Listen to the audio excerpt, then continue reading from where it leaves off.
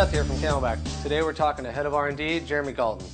All right, Seth, you ready to go in the lab, and I'll show you how CamelBak's got your back. Let's go inside.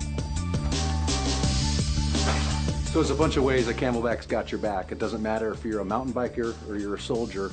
We take all of our products and we test them and we abuse them. We'll take reservoirs and we'll actually put them in the oven and we'll cook them.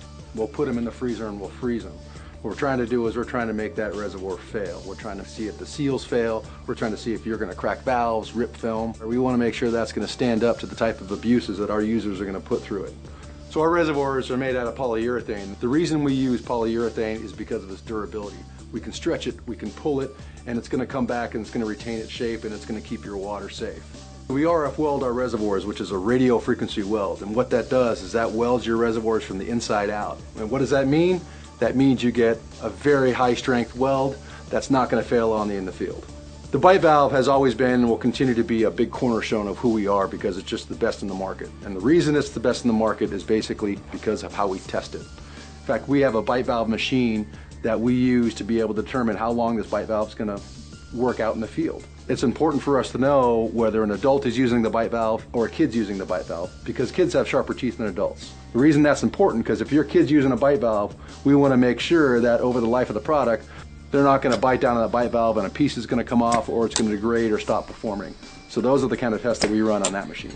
So we not only stretch our reservoirs and stretch the welds to make sure they're not going to break, but we also exercise that film because what we want to do is we want to make sure that we're simulating someone stuffing this thing in this pack, someone dropping it, and which is especially important when you look at some of our ChemBio reservoirs because we want to make sure that if someone's abusing this reservoir and using it for what they need to use it for, they're not actually going to compromise the performance of their product.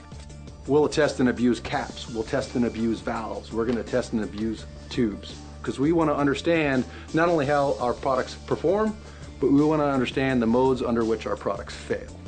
And when we understand how they fail, then we can make sure that they're going to work better than they did last time. So all this testing that we do, all these machines that we have, they're essential because they're actually a part of the fabric of our company.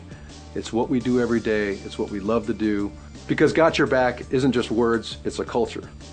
It's a state of mind, and it's who we are.